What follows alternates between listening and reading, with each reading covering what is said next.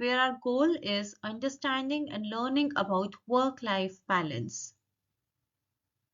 This course has been divided into two parts. Part 1, where we will understand what is work-life balance along with shedding light on few of the theories that have been developed in this area of study. The second part involves practical aspects of work-life balance, that is work-life balance even important? What is your answer to that? We'll ponder upon these questions, and if the answer comes out to be yes, then it's important to understand how to develop work-life balance. So we'll discuss some strategies that can be utilized in day-to-day life for crafting work-life balance and mastering the work-life juggle. So what to expect from this course? We can expect to better understand work-life balance. After learning this course, one shall also be familiar with few theories that have been developed in this area. They'll also get to learn about different strategies, specific ways of finding that balancing key and dancing to the rhythm of work-life balance. Without further ado, let's move towards the first part, that is delving deeper into work-life balance. Coming to the very first topic, what is work-life balance? Okay, so before we go ahead, take a moment. If you have any thoughts regarding the concept of work-life balance, pen them down.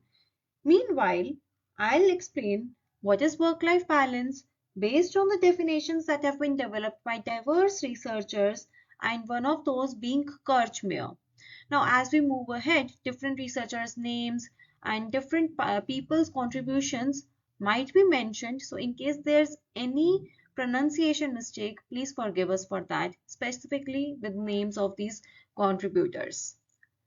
Now, Kirchmeier, as said earlier, worked along with different researchers, and the definition turned out to be work-life balance as the achievement of fulfilling experiences in the different aspects of life that require various resources like energy, time, and commitment. And these resources are spread across all the domains. Now, if we reflect back on this definition, it comprises how work-life balance can be called as a fulfilling experience. Imagine somebody who has aced their personal and professional life. What an experience it would be. Now, to achieve this experience, certain resources might be needed, such as being able to manage time efficiently, utilizing the energy in most suitable ways, committing to only those responsibilities that one feels they can fulfill. So that's a little bit of how can we define work-life balance. If we move towards the history of work-life balance, the laws, the regulations have not always been this way. President F.D. Roosevelt signed the Fair Labor Standards Act of 1938, and that can be called as a pivotal moment because it helped in turning the laws, developing the regulations such that better work-life balance could be initiated for the workers. Along with that, over the years, different researches have been conducted in this area, and coming back to from where we started, whatever you wrote, whatever you penned down regarding your explanation of work-life balance, you can now cross-check what is the definition given by the researchers, the different contributions, and see if it resonates with what you defined work-life balance as. Moving forward towards better understanding of the theoretical aspect of work-life balance. Theoretical aspect refers to the different theories that have been developed by diverse researchers, scholars, contributors in the field who put in specific efforts for gaining clarity about different aspects, different parts of work-life balance. The reason for studying these theories is to understand the different lenses from which we can look at these concepts, to understand how these concepts can be applied, what all we can learn and actually execute as well, and reflect. Reflection is again very important because that's how we can use our learning. The theoretical aspect can be put into the practical use through reflections. So beginning with the theories. The first theory is spillover theory. Now, Wilensky is one of the pioneers who contributed towards understanding of this theory, development of the theory as well. And What this theory says is we have 3 points mentioned here: expanded experiences, understanding boundaries, work spillover scale by Small and Riley. Now, we'll try to focus and understand these 3 points one by one. As the name itself suggests, spillover. Spillover theory basically says that the experiences from one domain may spill over the other domain. So, for example, it's sort of extension of experiences. Spillover can be positive as well as negative. For example, positive experiences in one domain resulting in fulfillment, happiness in another domain. Imagine getting promotion at your workplace and feeling happy and having some extra affection towards the kids that day. So, spillover theory basically focuses on how such spillovers can be both positive as well as negative. And as we study that, it's important to recognize the boundaries, because if the domains are interconnected, then that doesn't necessarily mean that it always be positive. It's important to reflect on that point and be able to have sound boundaries for that to better uh, focus on the spillover aspects of an individual. Work spillover scale. It's an assessment tool and developed by Small and Riley. And along with that, different such assessment tools have been developed. So that can help an individual reflect upon their own behavior at workplace, at home, and how these two might be interconnected, where the need for boundaries might be there. So, such assessments can help in those ways. This is the gist of spillover theory. The second theory being conflict theory. Again, while a lot of contributors have studied this theory, Greenhouse and Beetle can be one of the major contributors in the field. Conflict theory, here again we have 3 points: understanding how work and life are different from each other. Again, three types of conflicts: time-based conflict, stress-based, and behavioral-based conflict. Further conflict may lead to psychological and physical concerns. We'll shed light on each of these points one by one. The basic premise can be that work and life, these are both very different. When we say life, we are referring to the personal life, let's say the family life, the social life, and work means professional life. How these two are very different and in some ways maybe uh, incompatible as well. Incompatible in terms of having different norms, different ways of behaving, and different requirements, different responsibilities. So, conflict theory focuses on how, because of these differences, there can be certain conflicts, and these have been categorized as time based conflict. Imagine when a person has limited time because of long working hours, because of different shifts, changing shifts, how the other domain can get impacted. Then strain based conflict, that can be, imagine somebody who has a deadlines and experiences burnout. Again, that can impact the other domain. The third one being behavior based conflict. So as said earlier, there are different roles, responsibilities in both personal and professional life.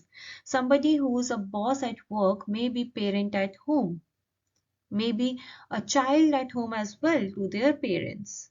So different roles, different ways of behaving, and these behaviors may uh, may interchange, or one may not be able to balance or set boundaries.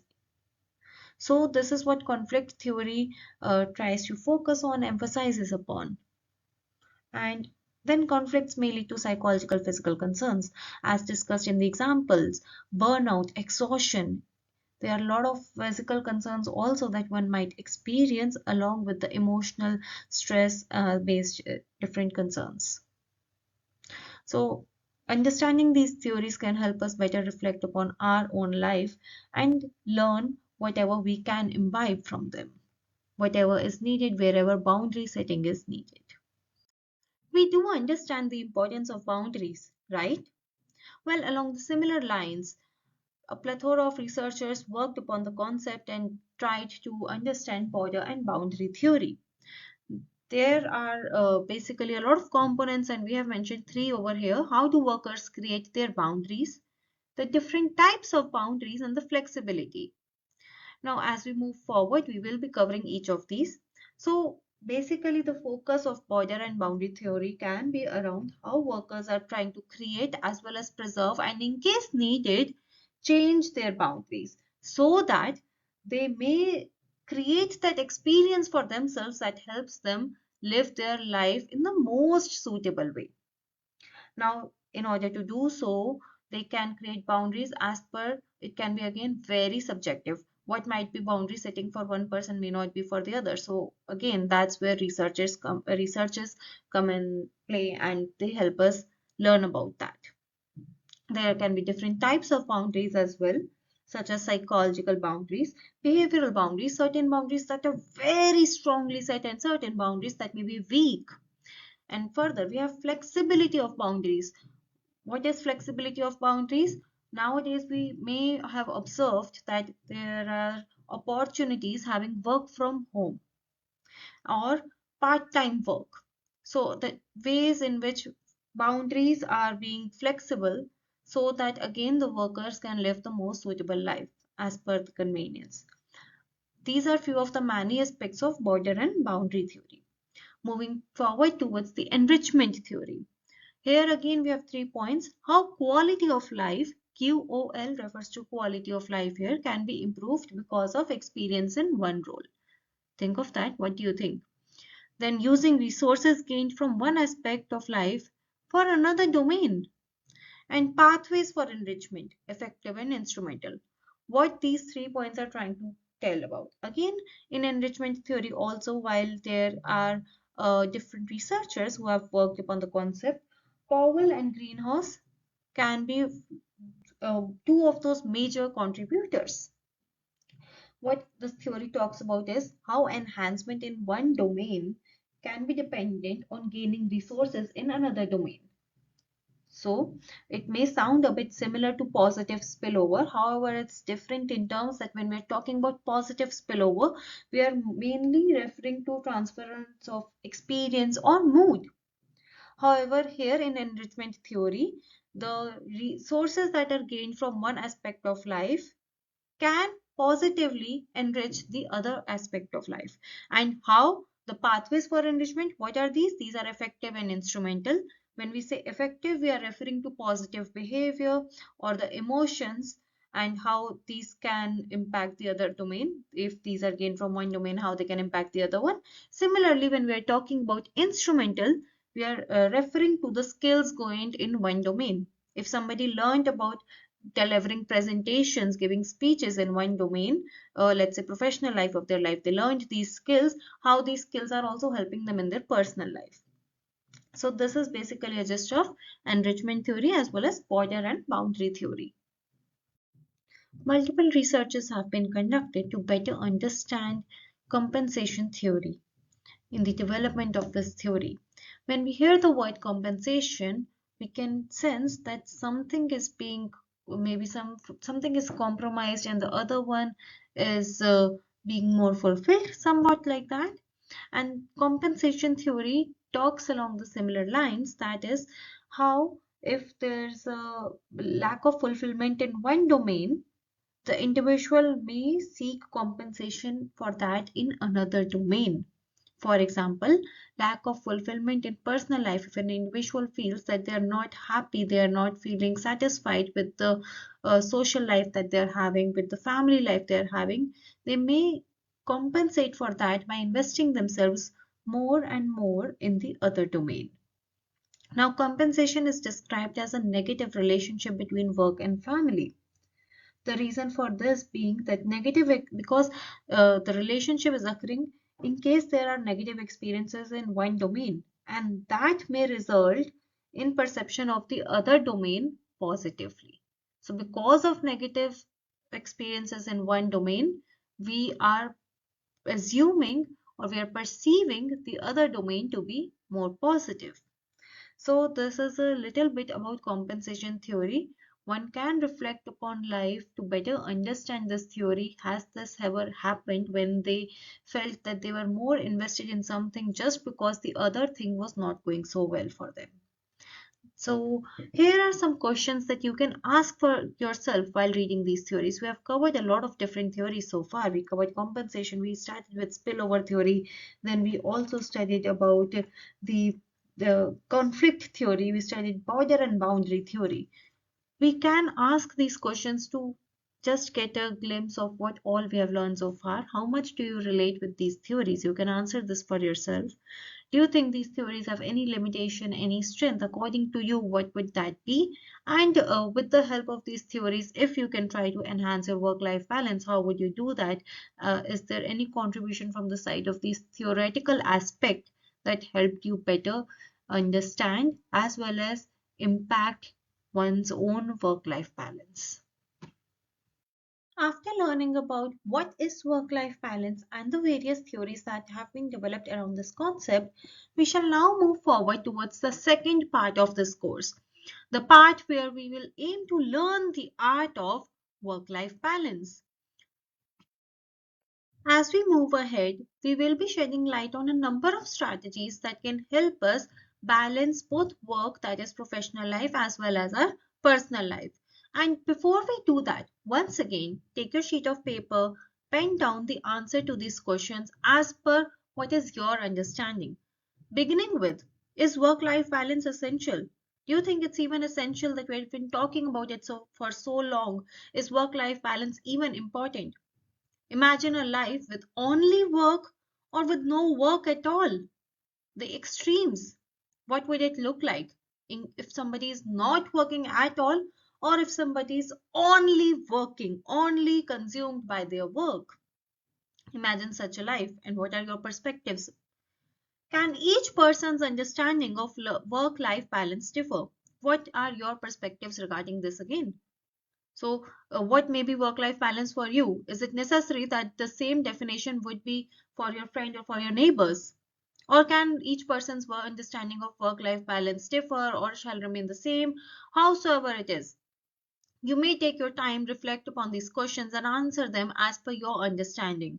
Because as we go ahead, we'll be talking about a lot of strategies. Depending on your answer, you may use though a few of those strategies, all of those strategies, whichever seems comfortable to you. But these answers, the goal is for one's own self-reflection. After the Pomodoro technique, here's another very interesting technique called as the Eisenhower matrix. Another name for this is also time management matrix. Now, what do we mean from the Eisenhower matrix or time management matrix? What are we supposed to do? Well, to properly exercise this, you may take out a pencil, and write down all the tasks that you need to do. For example, a to-do list. Now, this to-do list can all the tasks that you need to do, that you have to do, that you want to do, everything. For example, again, delivering the speech, creating a presentation, or maybe working on a blog, taking the kids to doctor, taking yourself out for shopping, scrolling through social media. Everything that you can think of that you usually do in a day, you can pen them down in this list. It will also help in getting clarity as to what all is supposed to be done or what all you do the entire day. Now that's the first part. Now second is sorting out the tasks. That is, dep depending on the task, we can divide them as to whether it's urgent or whether it's important. Now, urgency, it's urgent, not urgent. Important, it's important or not important. Depending on those criterias, we can develop this matrix as you can see over here in the picture. So, urgent and important, whatever is urgent as well as important, it needs to be done immediately or at least as soon as possible. So, this may be working on a presentation that's due tomorrow, or maybe if the kids are unwell, then taking them to the doctor. So that can be urgent as well as important. Again, what's urgent, what's important, the criteria may vary from person to person. Something that's not urgent but it is important, that can be decided to be when it's done. So when do we have to do this particular task, we can decide that and accordingly do that. Now what can be that? For example, attending some event. It's not urgent, but it's important. So one can decide that if the event is next month, how to handle that, how to manage that. It's not urgent, but it's important. Or maybe if someone wants to take them out for shopping, so if it's not urgent but it's important because they need new clothes, then they can decide based on their time schedule that okay, next week so and so date I'll go there. Again, all of these are just examples and it depends on the person as to what they want to put under do, decide, delegate and delete. What may be important and urgent for someone may not be urgent or important for the other person. So it can be very subjective that ways. Then we have the third quadrant where it's mentioned that something is urgent, but it's not important. What's that? So something that needs to be done immediately, but it's not very important. So this thing can be delegated. For example, if there's some last minute bill, and if one feels I would be unable to reach to that office for paying the bill, they may hand over the money to their trusted person and ask them to do that for them. So it's urgent, but it's not as important essentially such that the person themselves have to do it. It can be delegated to someone else. This is the third quadrant that can again help in prioritizing what needs to be done by oneself or what can be delegated, that is someone else can do this for them. Or maybe if they are attending a meeting, then writing down the meeting notes. If one has an assistant, they may ask their help with that. So it's something that's urgent because the meeting is happening right now, but it's not important in terms that the person themselves need to do that. They can ask somebody else and they themselves can pay more attention in the meeting. Then in the fourth quadrant, whatever is not urgent as well as not even important. Now when one is developing the list, they may find out, okay, I do this every day, but it's not urgent, it's not even important. Why am I even spending so much of time on this? That can be let's say scrolling through social media endlessly. So if one feels that it's consuming too much of their time and it's neither urgent nor important, that can be deleted. Now, to make it more systematic, what one can do is, firstly, of course, your to-do list, which would include everything, then prioritize based on urgency and importance, and maybe use different colors for each quadrant. Or maybe decide that in each quadrant for a day, only 3 to 4 or 5 or 10 things would be added, whatever is as per the person's convenience. But this much of things would be added so that it doesn't become chaotic. So these are some of the ways in which even the Eisenhower matrix technique can be used more effectively as per depending on the person's convenience. Now again, this can be done offline in terms of they can use a pen or paper, or they may use online tools for their help. They may want to do it on different softwares as per if they feel that ways. So it's again very subjective, but the goal is that we have tasks uh, decided as per their priorities. We have them divided as per our needs, and accordingly, we can spend time with family, we can spend time on personal grooming, as well as give our best to the professional life. So, these are few of the goals of Eisenhower matrix and few of the ways in which we can work on this metric for ourselves.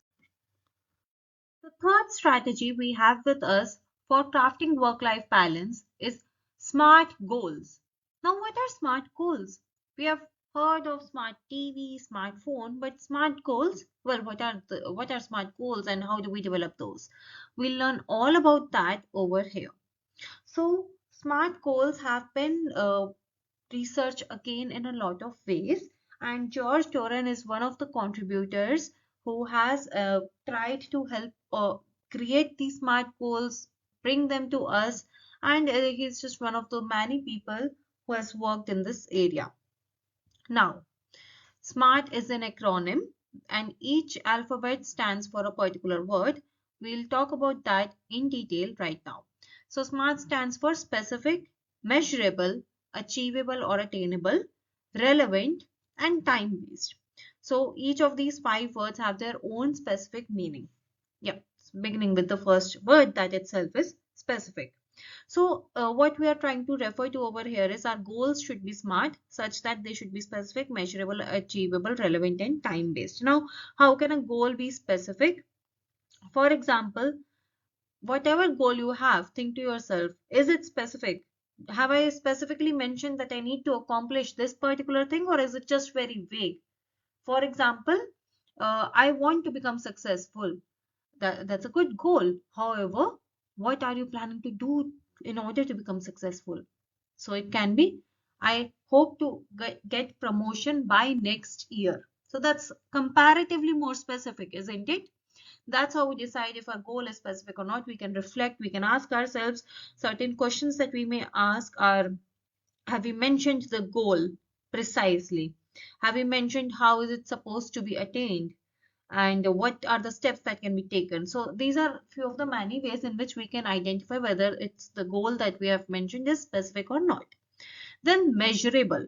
So again, I want to be successful. That can be quite vague, right? Or I want a promotion by next year this time. So we have a measure, we have measured in terms of that by next year I hope to have this in my hand. I hope to have this particular amount of salary or whatsoever. So a time span can be used for measurable.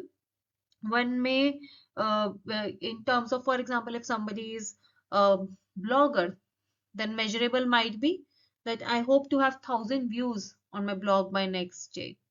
So again, 1,000. We are setting up a specific number here. So that's how we are measuring it. The way in which one measures can differ based on what they are measuring and how they want to measure. Achievable.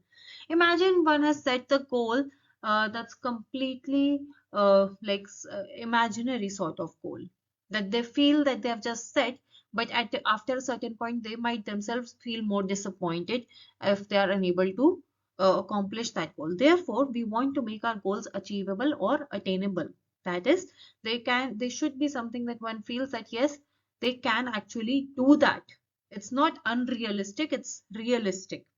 So achievable means the goal, for example, if one wants to have 1,000 views on the blog, then they can check their previous statistics data, that how many views are they getting. If they're getting 20, 30 views, then think for yourself, would have um, guessing that 1,000 views I want in my next blog, assuming this, would it be correct? Or if somebody is getting 800, 900 views and then assuming that, okay, from in the next blog I would want 1,000. So whatsoever seems to be achievable for someone, that kind of goal should be set. Then relevant. Goal should be relevant in terms of it should make sense to the person who is developing this goal. So why are you setting the goal? That should be clear to you at least. If one wants higher salary, if one wants a number of particular views, if one wants a particular something in their family life, if one wants to get married by next time, if one wants a particular kind of physique by next year, that particular goal should make sense to them. That means it should be relevant to them. Then time based or time bound. Now what do we mean? For example, like we had a unit for measurement, so again an year, a month's time or something like that, that by this time I'll be able to do that. This is how I'm setting a particular time. So these are some of these are basically how we explain the acronym, and this is how we develop a goal in terms of using the SMART goal technique. For example, we have an example mentioned here. I will spend 1 hour playing tennis with XYZ every day after returning back for home for 5 days a week throughout the summer break. So it's very specific in terms of we have mentioned that what are we going to play? We will play tennis. With whom are we going to play? You can list any name. This is just an example. And for how long? 1 hour of game each day, 5 days a week. Again, it's specific in terms of these criteria. It's measurable. 1 hour only we are playing 5 days a week. It's achievable. If you look at it, it's 5 days a week and not 7 days a week. So that shows how the person who has probably set the goal, it's just a hypothetical example over here. So the person who has set the goal knows that maybe 2 days a week they would want to take break or they may not be available. So it's achievable for them that yes, I'll be available for 5 days a week. Then it's relevant in terms of it might be relevant for their physique. It might be relevant as they might want to spend time with this person during their summer break. So in that ways it can be relevant. And again, time based, they have said that the break during summer break they'll be playing this game. It's for let's say 2 months, 3 months break, they'll be playing this game for how long? 1 hour, 5 days a week. It's very time based that way. So this is an example of how one can set smart goal for themselves. Now, the reason for setting this goal is so they can develop a healthier professional as well as personal life. You can write down your goal and then try to match all the criterias of that goal with smart goal. Is your goal smart? Think of it. And if not, then check which criteria are you missing and how can we add that. Another method we have with us is the Ivy Lee method. So the Ivy Lee method, it's again very interesting. It involves a to-do list, and but this to-do list is slightly different from what we have been discussing so far. And how is it different? What's the difference all about? We'll discuss right now. So basically, what you need to do is, again, you can take a pencil or paper right now and write down all the things that you have to do next day. So that is for tomorrow, whatever you have to do. Now, take a deep breath and write down six most important things from these. The six most important things that you need to do next day, that need to be done next day. So these would be six most important things. Once we have narrowed down the six most important things, we'll prioritize them as needed, as mentioned over here in the second point, that is prioritize them as needed. So how you will prioritize them? From most important to least important. For example, meeting with the boss can be most important, and checking up on the previous mails may be medium important for somebody, and completing all the notes may be least important for now. So we are prioritizing them as per one's needs. Next day, you already have a list with you. You already know six most important things that you need to do, and that too in a very systematic manner. You know from most important to least important. So all you have to do is just start completing these six things. In case, let's say, some task could not be completed, so according to this method, what we can do is put it on top priority for next day. So for example, in case the notes that we were supposed to complete, we were not able to do that for some reason. So no worries, because what we can do is we'll put them as top priority for the next day. This is how the Ivy Lee method goes. So here we have an example. I'll complete meeting with the boss, presentation, have dinner with family, go to the gym, go for a walk with the spouse, or meditate. And this is just again a hypothetical example with few of the things that one may have in their daily routine. Again, the list can vary depending on what is in your to-do list. Basically, the goal is that we are developing a very systematic, a very structured approach towards identifying what we are supposed to do the next day. So when the next day takes place, it's already half work is done for us in terms of the decision making, that what all do we need to do. That chaos is already managed. We don't have to bother about that now. We already have the list in our list. Uh, we might be having things like meeting with the client, meeting with the boss, delivering a presentation, checking up the statistics, or maybe reviewing employees' work, or just like we were discussing, making notes. So all of these things we already have settled in a very prioritized way. When the next day does take place, it becomes very simple. All that one is required to do now is take that list, start working, and if at all, for some reason, some task could not be completed, it can be put on the next day's list, top priority. This is the Ivy Lee method. Again, here one can make it as per one's needs, of course, in terms of the daily routine that one has to do. But apart from that, one may want to use color coding. So, for example, the top two would be red colored, that is indicating most important. Middle two in blue, and the last two in yellow color. So that's again very much dependent on the person as to how they want to do it. They may want to do it using their phone, or they might want to do it using their pen paper. It's again, all of that can be as per what one's suitable to you. The basic gist is we have six things to do. Our day is somewhat planned, and it's planned in a systematic way for that matter, because it's from most most important to least important. It's planned in such a way. So the time that might be needed for decision making, the time that might be needed to manage the chaos or the stress, is we have already covered that part, because at least we won't be stressed about what all we have to do, like as if there's a lot on the plate, because we have it settled with us. So this is Ivy Lee method. One can keep if they want to do it, they may try for at least a week, 15 days. So and in one particular place. So after each day they can think, they can revisit that, okay, what all I was able to accomplish using the Ivy Lee method. After a week, after 15 days, after a month, they can review in that particular, let's say, notebook, or maybe if they were using any online place, they can just review all at once, that okay, from 1st to 30th, what all have I accomplished, and imagine that feeling, how would that feel?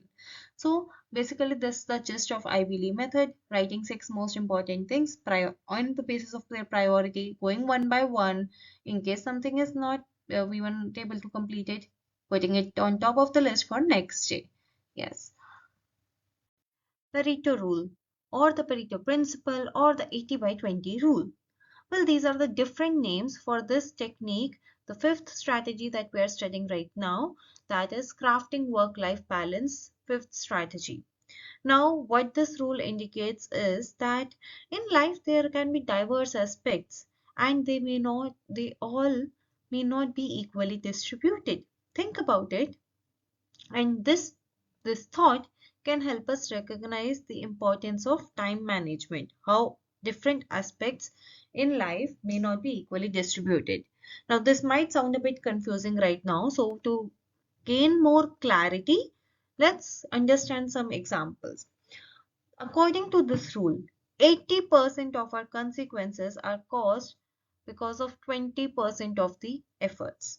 So, this rule is basically when the rule was developed, or even in current times, you can observe this rule in different settings. For example, in a sales team or in a company, they might know that 80% of their profit is coming from top 20% of the clients. 80% of their clients are being brought by the 20% of their best salespeople. So this is just these are just vague examples of the Pareto rule. However, as we delve deeper into bringing this rule into the work-life balance, how we can do that is, imagine before getting in paper exam, we do have a rough idea that for how many marks each chapter is coming. That helps us better understand that okay, this chapter I would pay this much attention, this chapter this much, and these are the important questions from this chapter. The chapter which has the highest weightage, that would probably get the highest attention as well of students. Now similarly, once we become aware that what in our life, which aspect in our life is bringing us most joy, is most productive for us, that can help us, this identification can help us make the most of our life. What are your thoughts about this? So example, focusing on most productive 20% tasks so as to get higher time to be spent with family. So if somebody is doing multiple jobs, then sitting with oneself, evaluating that which job is actually offering them the most suitable, fulfilling their most needs, their maximum needs, maybe it earning, be it getting a sense of job satisfaction. For example, if they're doing 3 4 jobs, or maybe if somebody is doing working as a freelancer, from which uh, from which vendor are they getting the most work? So sitting with oneself, identifying, recognizing this can help us manage time, because then imagine somewhere you are spending 80% efforts but are only in return getting 20%. So that may be incompatible, and once we recognize that, we can now stop ourselves from spending this much of energy, time, and maybe investing money in those particular activities. There might also be certain recreational activities that bring you joy. So one can reflect and think, what are the recreational activities that bring me most joy? So if I'm only spending 20% but getting 80% of joy from those activities. Spending time with family. There can be different ways of spending time, maybe having family dinner, maybe going out for a movie, maybe just sitting together watching TV, thinking that what is the most suitable way as per the need of our. So through this rule, however, it's it can be observed in various organizations in terms of finances or sales team or different aspects of such. If we want, we can try to reflect and try how this rule can be utilized for bringing better work-life balance in our life, how we can become more aware of the activities that we are doing, how much are these activities reciprocating for us, and therefore accordingly move ahead, take steps accordingly. This is the rule. And again, to work on this rule, one can make a list of all the things that they do. They can sit with themselves, they can take out the time to think that, okay, how much am I investing time, money, energy, and how much am I getting back in return? So this can be a way of introspection and becoming more aware so that one makes the most of the time that they have.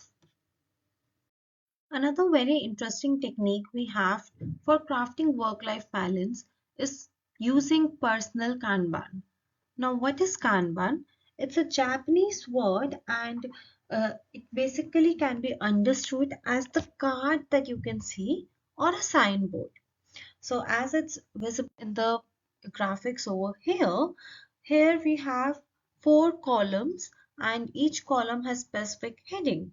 So similarly, when we are using a Kanban, we can maintain our columns, we can use specific headings that are suitable for us, and that would be our own personal Kanban. Now, how can it help with work-life balance? Well, firstly, it will be a visual representation of everything that's supposed to be done that one is doing or that maybe one has already completed. Now, imagine you have taken a signboard or you have taken a simple cardboard or even a sheet of paper for that matter, so whatever suits you. And within that, you have made columns as per your choice. Here, the columns show idea, to do, doing, done. You may want only to do, doing, or done in your Kanban, or you may want to add something else. So that can be again depending on what one has to do, what the cores are, and whatever the tasks are, depending on them, they can develop their own columns. Secondly, once we have the columns ready with us, we can simply start penning down the things and sorting them down as per each column. For example, if one has already picked up the kids from school, so that would come under done section.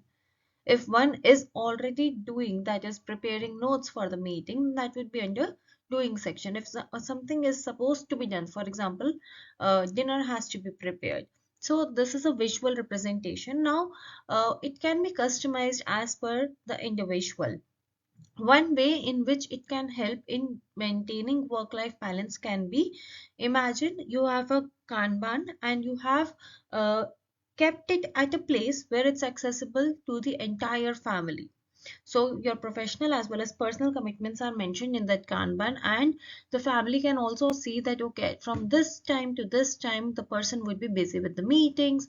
They probably have to leave at this time, and this is the time when they have decided to spend with us. So that ways the entire family will be on the same page. So it can be maybe using a fridge magnet. One can keep it accessible and stick it on that fridge.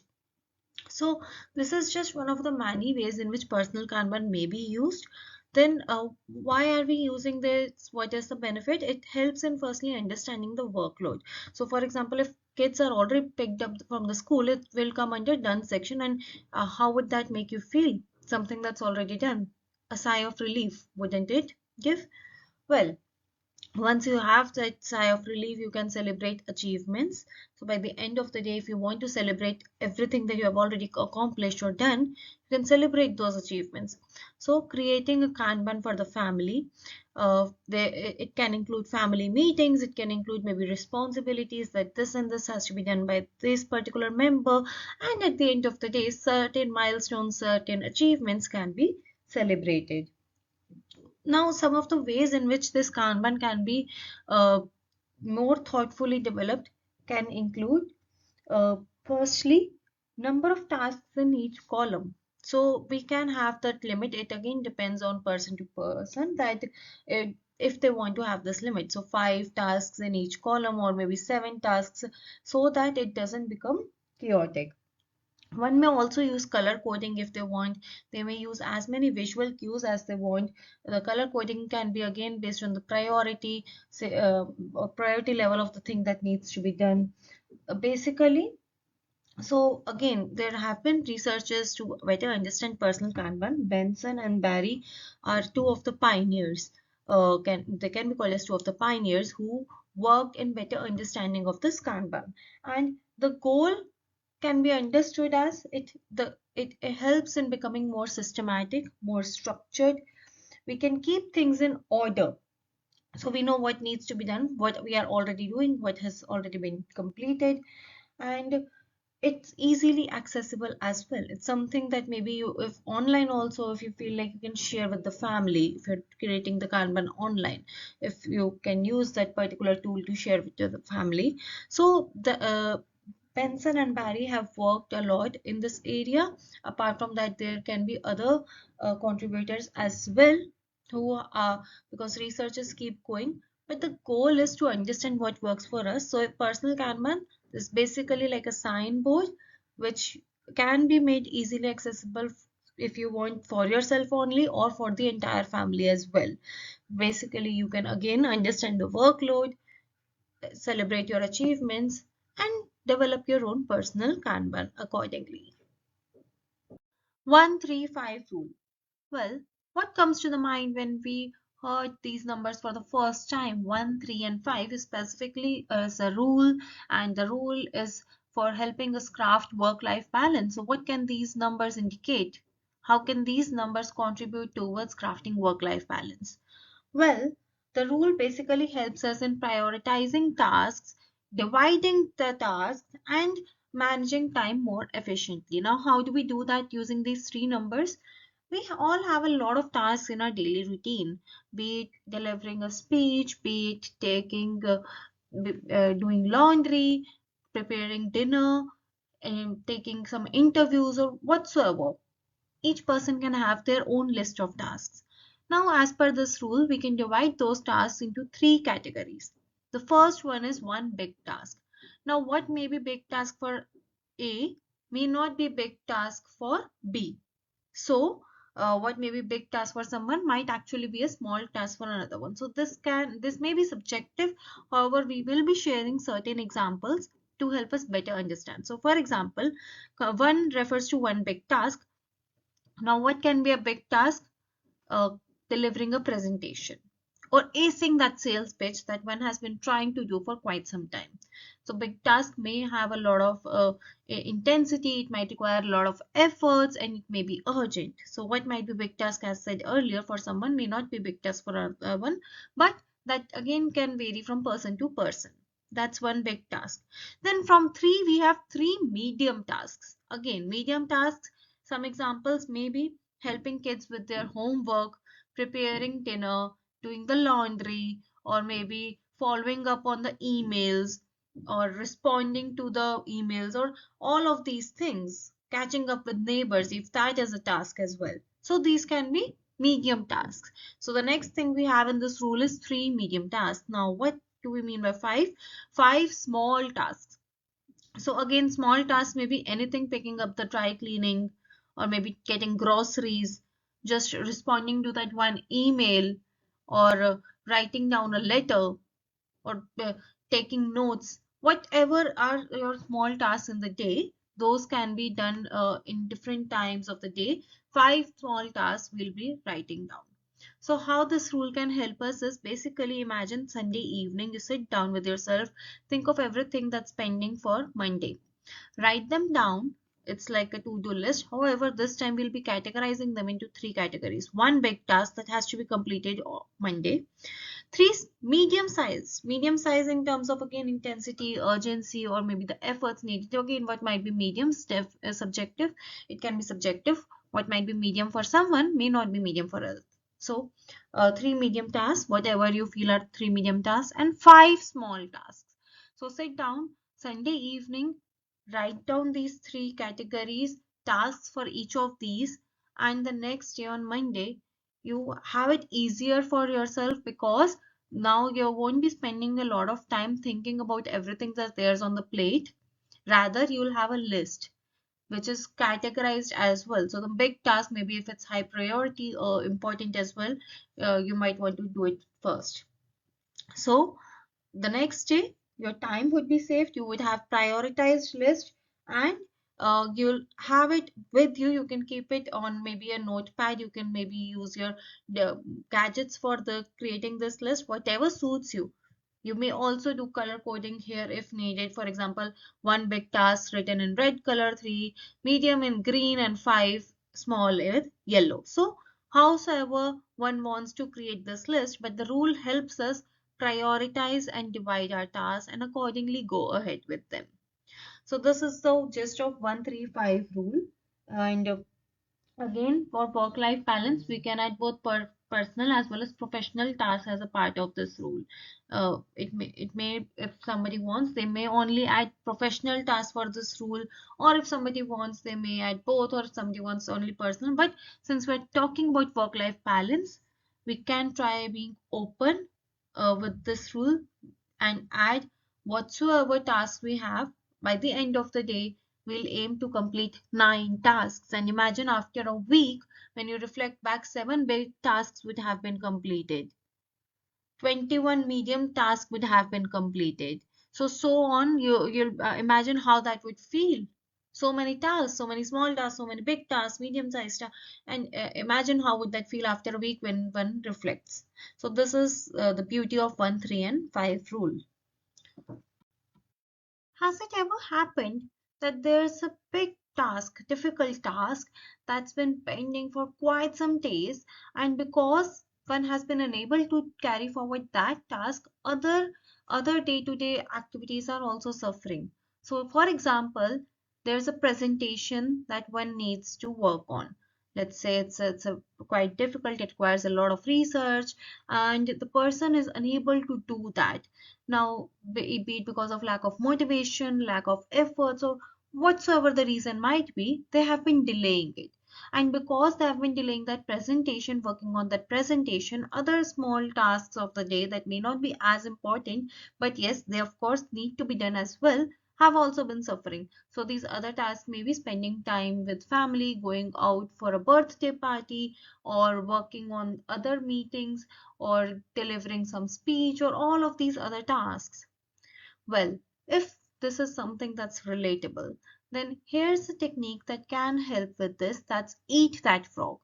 Now, the technique that's been worked upon and developed by Brian Tracy, it doesn't exactly refer to a frog as in the frog in the picture that's visible. Rather, what we are trying to indicate is just do it. Now, what this technique includes is firstly identifying the most difficult task of the day. This is something that we have been discussing so far as well, that there are certain tasks that are important, urgent, or the task that one big task of the day. So identifying the most difficult task of the day. Now, once that task is identified, half of work is done. So for example, that task is again working on the PPT. For that, one needs to research, one needs to be creative, and all of these are subcomponents. But the big task is working on PPT, completing the PPT rather. Now, what one needs to do is decide that this is the thing that I'll be doing first thing in the morning. So taking immediate necessary actions without much overthinking, that from how and where and all of these things, without much overthinking, just starting to work on the presentation and thinking that this is the first thing that I'll be doing next day in the morning. So for example, preparing the pending report and then following up with other daily activities. So other daily activities would be carried forward, of course, but first the focus would be preparing that pending report or whatever the most difficult task is. Now, what's the reason behind this technique? It can maximize one's productivity and motivation, as one may imagine for themselves. If there's some task that they can categorize as the most difficult task of the day, and if they're able to complete it in, let's say, first half of the day itself, or the early morning hours only, the rest of the day, they might feel a bit more at ease because the bigger task is already completed, and might feel even more motivated. Okay, now only the smaller tasks are left. So further, the rest of the day can be planned efficiently The other tasks would not suffer because the major task is also not being completed, because eating that frog indicates that we are completing the most difficult task as soon as possible. Now, here what we are trying to refer to from saying frog is most important task of the day. And to identify that most important task of the day, it may vary from person to person. For somebody, most important task may be attending the parent-teacher meeting. For somebody else, most important task may be delivering a speech. For someone else, most important task may be going to the neighbor's place, checking up on their health, or for whatsoever the reason might be. But each person's most important task may vary, and eating that frog indicates that we are able to identify that. In case one feels that there are maybe lots of important tasks, then again prioritizing what's the most important one, top of the priority list, and completing that one first and moving on to the rest others later. Imagine this for yourself. If you next day, if you have completed the most important task early in the day itself, how would you feel? Would again there be a sigh of relief that okay, the major part is already done? Would you feel proud of yourself? Well, that's the goal, because we don't want the other tasks to also suffer. And if something is important, something is difficult, we can plan to do it this way, eating that frog, motivating ourselves that it has to be completed first thing in the morning. Well, this is the basic gist of eat that frog. One may say that the technique symbolizes that something that just needs to be done, and motivating oneself to do it so that one feels even more motivated that okay, for the rest of the tasks, they can be done very easily now.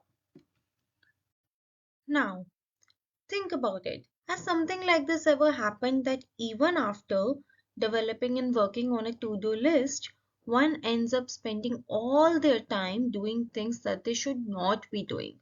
So, for example, in the to-do list, there are two tasks: attending the family gathering, spending and nurturing time with family members, and the second one being working on the office project. Now, instead of completing these two tasks, one ends up scrolling through the social media endlessly or gossiping about the family members with their colleagues.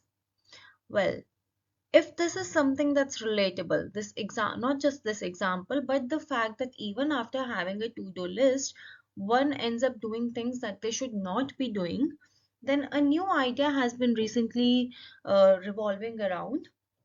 That's the idea of not to do list. Now, what this means is, here again we are making a list, we are working on a list, but the name of the list is not to do. And the name again itself is self-explanatory. In this list, sit down with yourself and write down everything that one ends up spending time with, but they should not be doing that. So, for example, gossiping, or negative self talk, or unnecessary social media scrolling, or even if sometimes one feels that when they engage in certain self care activity, they cannot get past that. For example, if they enjoy warm baths, then they just end up spending a lot of time taking warm baths, and because of that again they lose time, they lose precious time to do work. Now, while that warm bath might be benefiting them in some ways, it's also leading to a lot of compromise in terms of professional life or other aspects of life. So here again, if one feels that such activities also need to be mentioned, so for example, such self-care activities, instead of restricting, we can maintain a balance, not to do it for more than 30 minutes or something like that. Again, here one can be as creative as one wants. This is just an idea that has come up during the recent times, not to-do list. Now, how does one want to create their list? They can use visual cues, they can use color coding, but the idea is identifying all the activities that one does not need to do. So for that, one can reflect upon their day, what all activities consumed a lot of time and they were not even supposed to be done. The person spent time doing them and now maybe regrets or feels guilty. So all such activities can be a part of this list.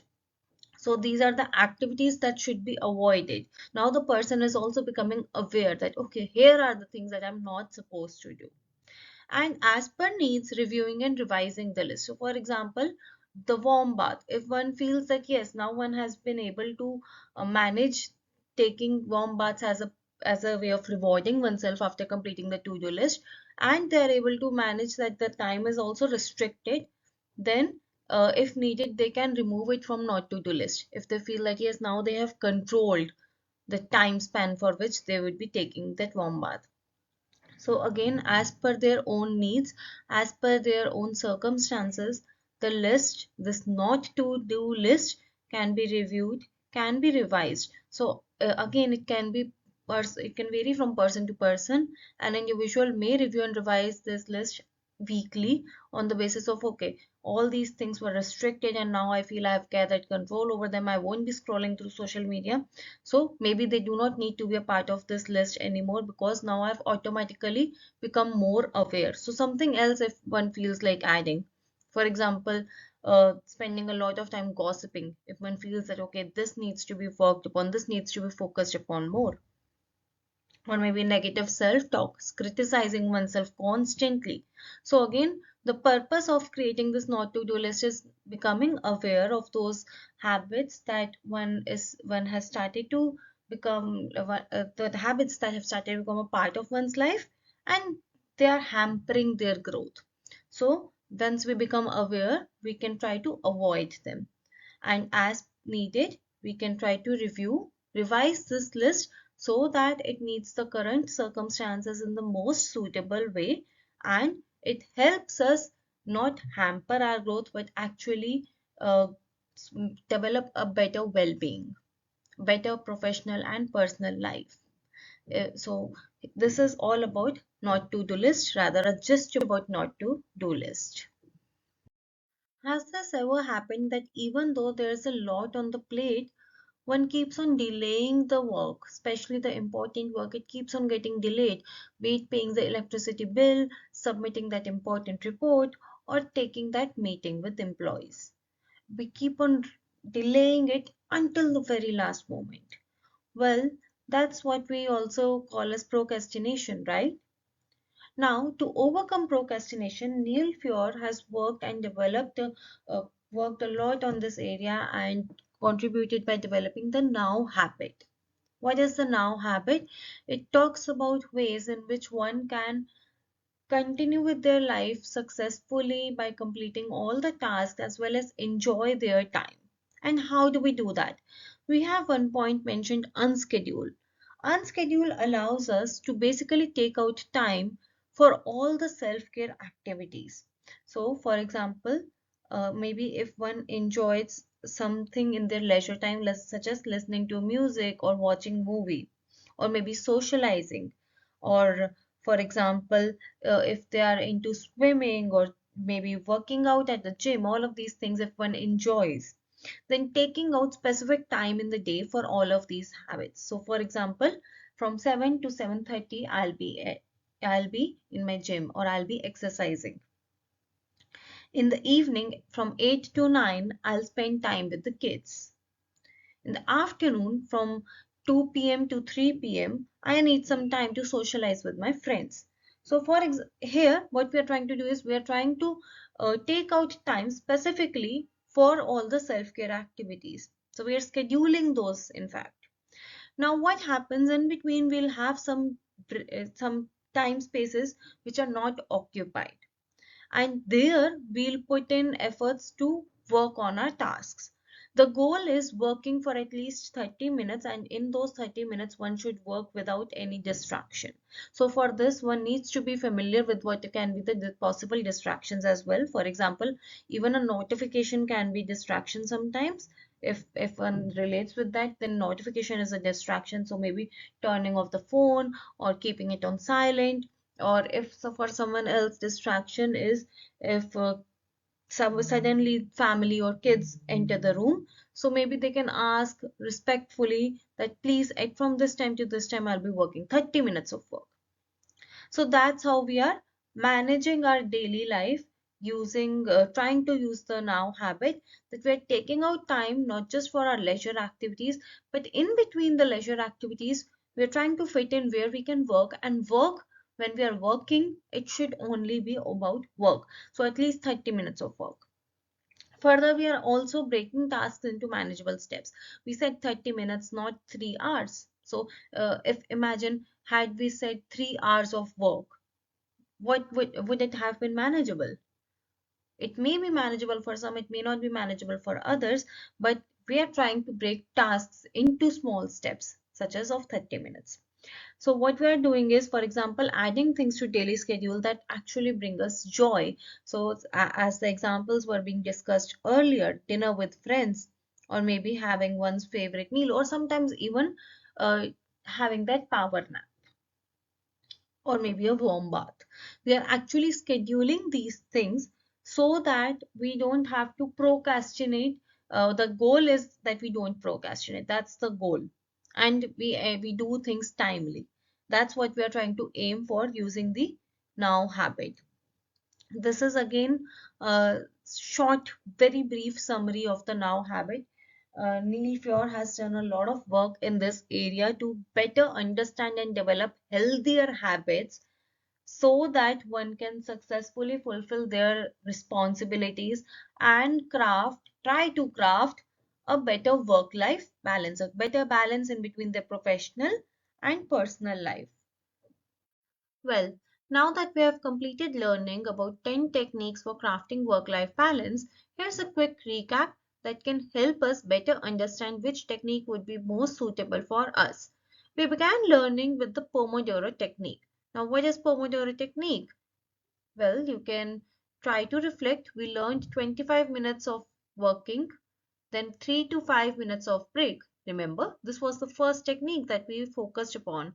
So within Pomodoro technique, it allows us to work, have a specific time for our work, and post that a little bit of break time as well. Further, we can also do like 4 times 25 minutes work, that is 25, 25, 25, and 25, and post that the break time can be for about 20 to 30 minutes so that one can feel completely relaxed or rejuvenate themselves. So this was a little bit about Pomodoro technique. Then we have the Eisenhower matrix, wherein we understand whether something needs to be done based on tasks, urgency, and importance. So if the task is urgent as well as important, we can imagine the intensity with which we need to do it right now. Whether if it's important, not urgent, or neither important nor urgent. So accordingly, we go ahead, we decide, we delegate or delete the task. So this matrix allows us to better understand which tasks need to be done when and by whom. Then a very interesting acronym we have SMART goals.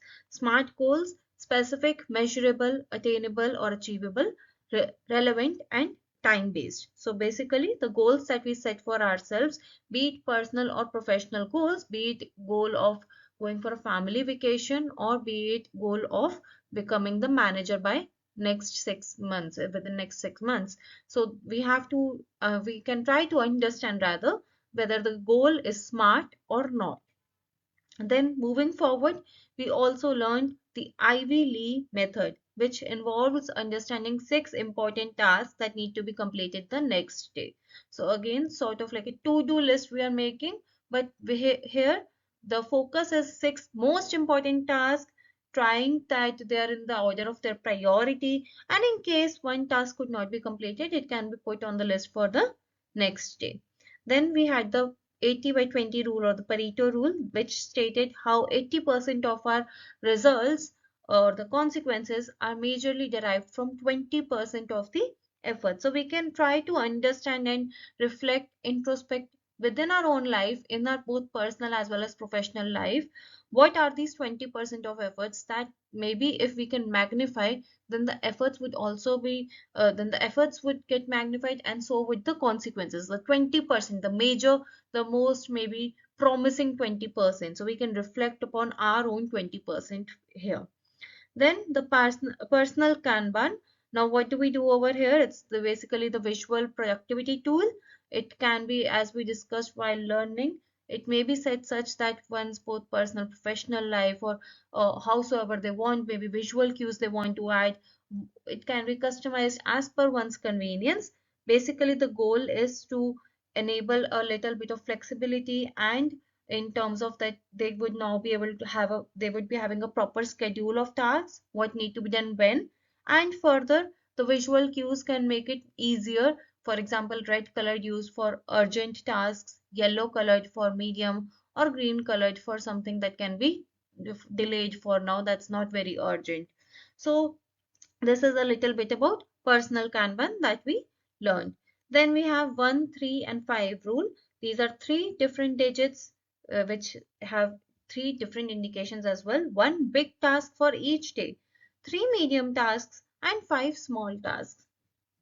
So one big task, it can be maybe delivering a particular speech. So that if that's a major task, or maybe having a meeting with the employees, or maybe speaking with one's boss. So if whatever the big task is for that particular person, or maybe attending that particular family gathering, or maybe taking kids out to the water park, whatever is the big task for that person. Then three medium tasks and five small tasks. Again, imagine after a week, if one is reflecting, they would have completed around seven big tasks. How would that feel? A sigh of relief, I can imagine. Then eat that frog technique, wherein what we try to do is we try to focus on the most challenging task first thing in the morning.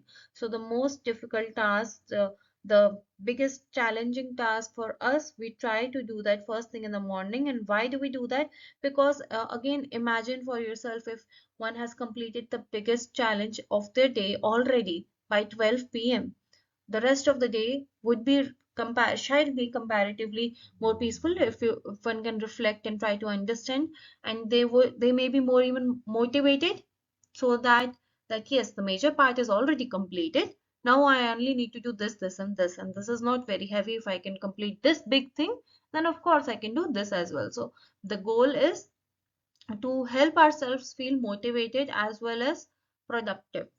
So this is eat that frog technique, the eighth technique that we studied. Then we have the not to do list, wherein we bring to our awareness all those things that we should be avoiding. For example, scrolling through the social media pages constantly, or maybe the non-essential activities that we feel are draining our time as well as our energy, and if we feel that they need to be avoided. So, for example, again, gossiping, or just if somebody feels that they do have certain specific habits that they would not want to do, not that can be not to do list, to bring all of these things into our awareness. Then the now habit, the last one that we learned was the now habit, and here the goal was to try to overcome procrastination, basically by with the help of some structure, systemization, having a schedule that helps us balance again both work, both professional as well as personal life. So this is a little bit of the now habit, and as well as a little bit about all of these techniques that we learned. That was the quick recap for you. We have now learned the different techniques through which we can try to craft work-life balance. We are familiar with 10 ways in which we can do that. However, how do we master work-life juggle? Mastering here, what we are trying to imply is that how can we identify which technique would be most helpful, as well as how do we actually are consistent with that technique? So how do we try to do that? What can be ways for that? And once we are consistent also with the technique, the goal shall be mastering, being able to master work-life juggle. So how do we do that? The first point here over here is SWOT analysis. SWOT. Again, it stands for strengths, weaknesses, opportunities, and threats. Now, what do we mean is basically we discuss different techniques, and for each person, different techniques may mean different things. So for somebody who's any which ways able to work for 30-40 minutes continuously and then takes regular breaks, a Pomodoro technique may sound something like they have already been doing. Maybe that's not something that they would find very interesting. But if the same person finds it a bit difficult to decide that which task need to be done on priority basis, or which task can be done by someone else, then Eisenhower matrix can help them. Now, how can this person identify all of this, that okay, this is the technique that I need to maybe reflect upon more? Can be using understanding their own strengths, weaknesses, opportunities, and threats. So for example, here the person's strength is that they are any which ways able to focus on their work for 30 minutes together consistently, but their weakness is that they find it difficult to navigate through which tasks need to be done and which task maybe somebody else can do, or which tasks need to be deleted for that matter. So Eisenhower matrix may help them with that. Similarly, another person may find it difficult that uh, there's this particular task because of which I keep procrastinating. This particular is the major task, and imagine if I were able to do that, then life would feel more sorted. So eating the frog technique might help them, that okay, try doing this task first thing in the morning only. So this can help them with again, how do we figure that out, that what might help me, what might not help me, is through properly sitting with oneself, reflecting, introspecting, and understanding their own strengths, weaknesses, opportunities, as well as possible threats in the environment. Strengths can be anything that the person is probably already having, and how do we magnify that, right? We don't want to minimize the strengths, we want to magnify the strengths. So we want to make the most use of strengths. Weakness can be where person probably feels is there's a scope of improvement maybe. So whatever the person feels that okay, this is something that I need to work on, accordingly they can select a technique. Opportunities, the resources they might be having, the opportunities within the environment, as well as threats in the environment. All of this one can be mindful of when they are trying to decide that which technique would help them the most. We discussed 10 techniques. So out of those, which would be most suitable for them, which would be the right technique for them to start uh, working on their professional as well as personal life and learn how to master the work-life juggle. So this way, SWOT analysis can act as a guide in selecting in understanding the most appropriate technique, or maybe if two or three or more techniques need to be combined together, even in that case one can decide based on what are one's strengths, weaknesses, opportunities, as well as threats.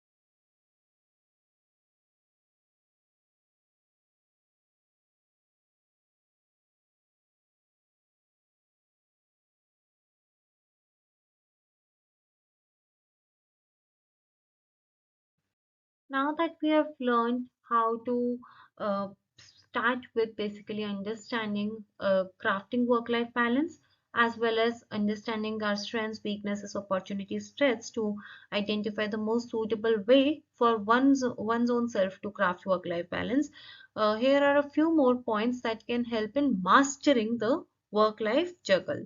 One of these starting with flexible schedule. Now, what do we mean by flexible schedule? Allowing the schedule to be in such a way that both personal as well as professional life are being are getting proper justice. So even the individual oneself is also able to do justice to themselves. They do not feel over burnt out, they do not feel exhausted.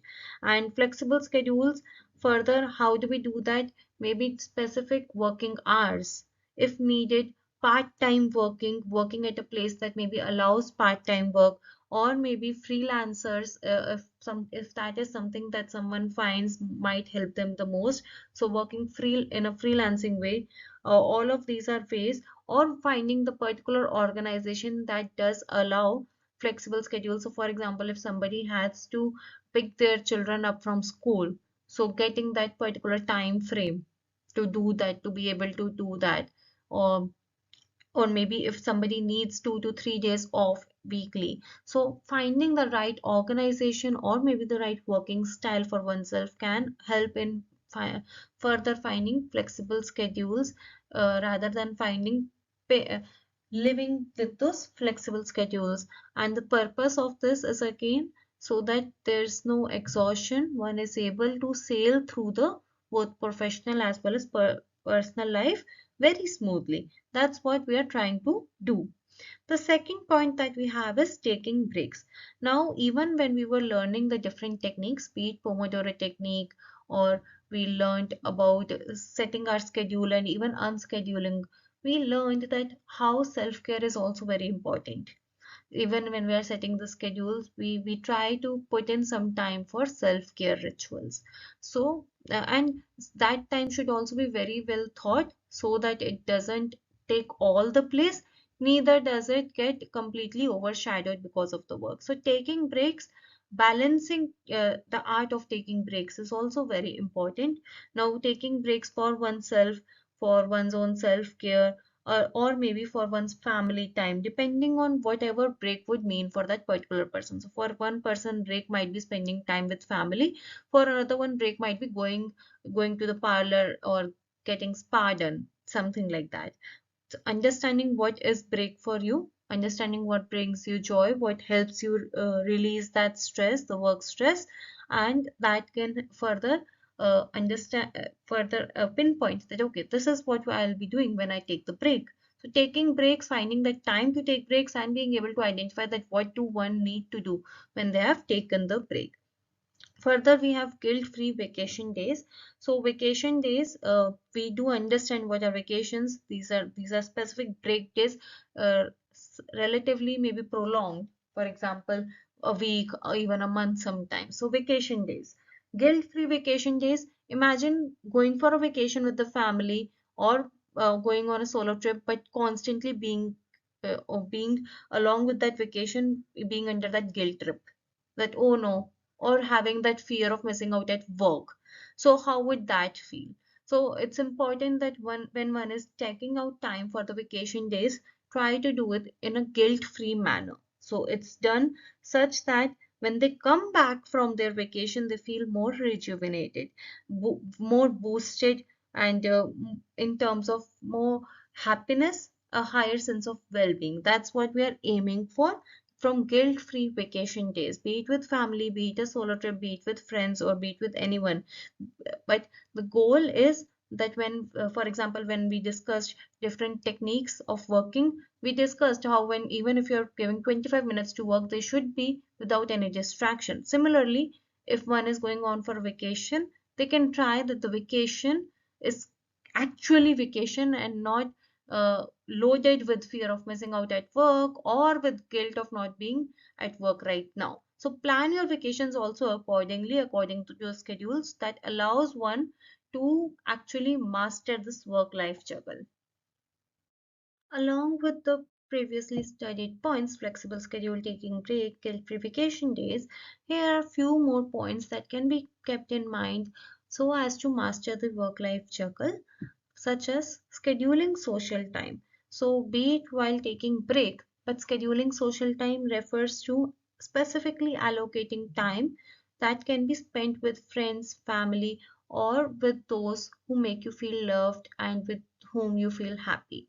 So the goal over here is nurturing the relationships, meaningful relationships, engaging in such relationships, and prioritizing that so that one doesn't feel lonely. One can combat that kind of feeling or only surrounded by work all the time. So to work on that feeling again, scheduling social time can be important. Uh, for this again, the previously studied points such as flexible work schedule can help. A schedule that allows one to enjoy their social life as well. Then another thing that can be scheduled is self-care.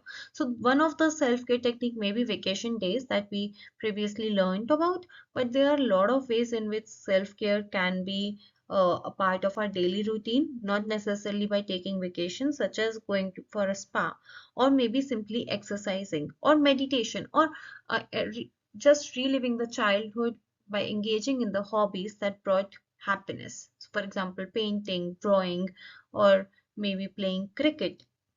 So goal here again is that by doing such self-care activities, by engaging in such self-care activities, we can try to reduce stress and prevent burnout as well.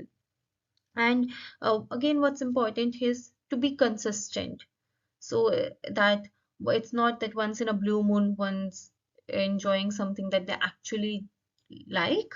Instead, it can be a part of their daily routine. So again, flexible schedule that allows one to have some self-care time for themselves. So for example, blocking 30 minutes each day for, let's say, meditation, or blocking 30 minutes each day to be spent with one's parents, if that is what is self-care for them. So again, definition of self-care may vary. Then another point is seeking guidance. Now, guidance can help in navigating through this work-life juggle. So seeking guidance, it can be from one's mentors, or maybe trusted support around family if there's any, maybe from friends if needed, someone who has been through similar situations, someone whom one trusts, they can seek guidance from them. If needed, professional help can also be taken. If one feels that they're unable to cope with the challenges, they can always try and seek professional help as well. So these are again few points that can help us understand how to master work-life juggle by having some time for our social relationships, meaningful relationships, some time for self-care, some time for our relationship with our own self, as well as seeking guidance if and whenever needed, being open to seeking guidance as to this is a difficult time for me, what to do here, how to prioritize. So seeking guidance, be it from, if needed, one has mentors they can look up to, so from them, or professional help from specified experts in the area.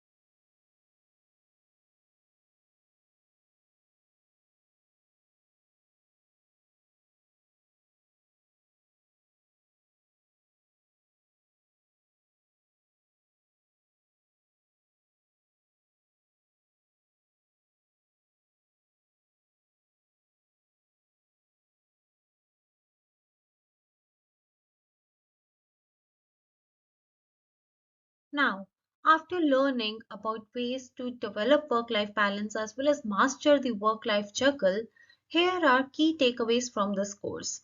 We began this course with better understanding of what is work life balance. Would it be a fulfilling experience? Well, now you can reflect, you can pen down what is work life balance once again for you. What have you understood?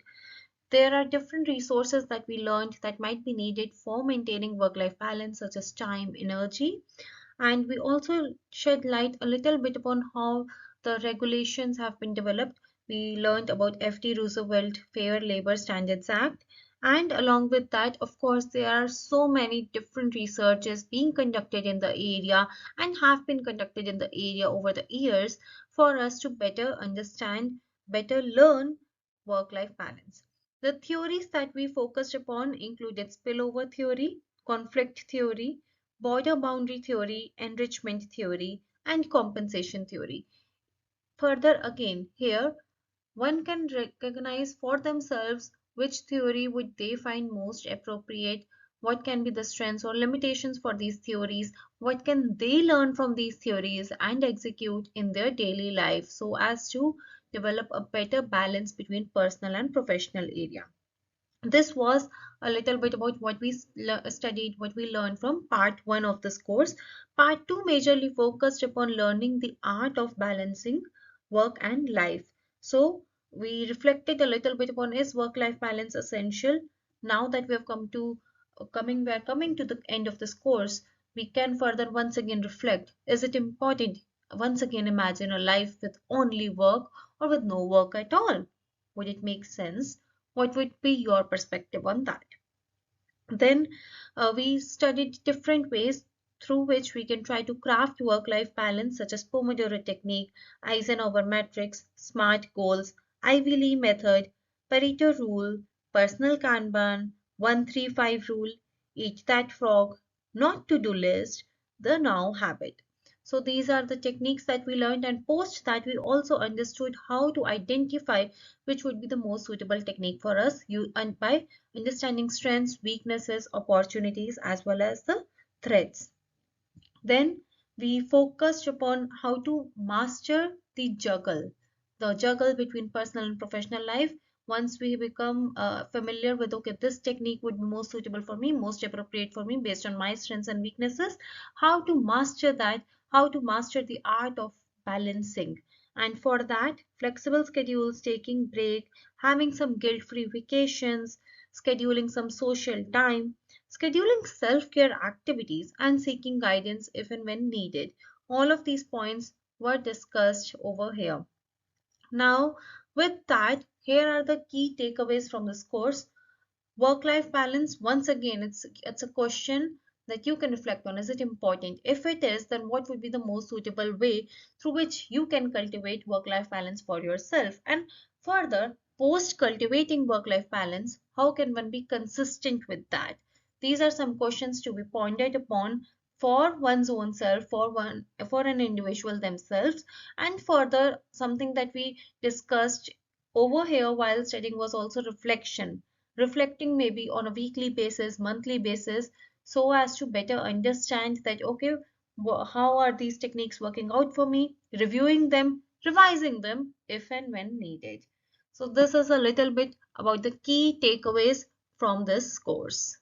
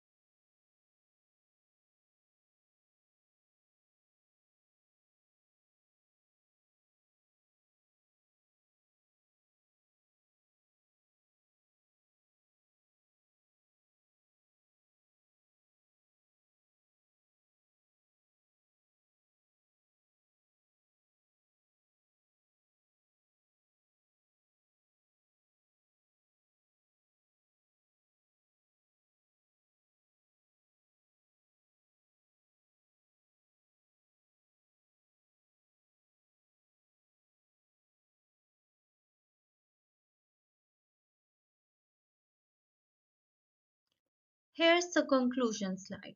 Well, from this course, what we can conclude is the goal of this course was to help learners become more aware about the concept of work-life balance, the purpose being a more fulfilling life.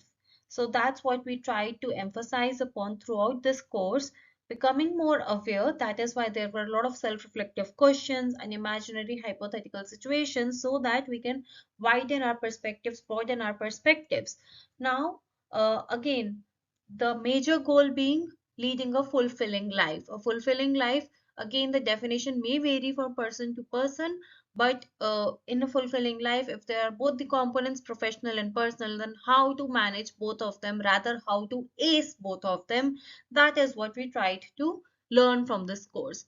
As a part of this course, we tried covering theories. There are a lot of researches being conducted, different theories, and we try to share a few of those, a few of the theories specifically revolving around work-life balance. Along with that, we also shared 10 specific strategies to learn this beautiful art of balancing. So 10 strategies, the reason being for 10 strategies because again, for someone who is able to prioritize but not able to efficiently work for 20 minutes together, then maybe Pomodoro technique is something that they can look upon. So they already be familiar with Eisenhower metrics. They may already be able to prioritize, delegate, but they might need Pomodoro technique to motivate themselves to work on. So the reason for sharing 10 strategies so that hopefully each learner can find the most suitable technique for themselves. Therefore, 10 strategies. Now, once again, one may take some time to reflect, find the most suitable strategy that can help them embark on this journey of balancing professional and personal life. Further, how to do that, how to reflect, how to find the most suitable strategy. Reflection can take place in many ways. One of those can be asking questions to oneself, reflecting upon reviewing their last week's work or maybe last 10 days' work, then maybe understanding their strengths, weaknesses, opportunities around or inside them, and the inner strengths, as well as the threats. That can further help in narrow down the choices that, okay, this would be the most suitable strategy.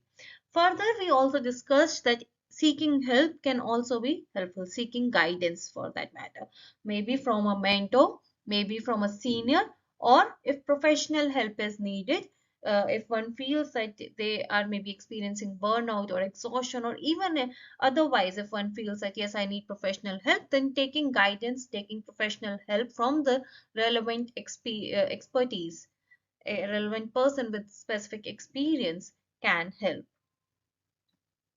With that, we can conclude this course that aimed to focus on work-life balance, that aimed to cover different aspects of work-life balance. Once again, the different aspects beginning from understanding the concept to learning the theories, a little bit about history and different ways in which work-life balance can be crafted as well as maintained, mastering the art of work-life balance. We tried covering these diverse areas so that each person, professional as well as personal life, each person who is viewing this course can gain some inputs, some insights, and develop a more fulfilling life as a whole. Thank you so much for being a part of this course, for learning with us. Thank you.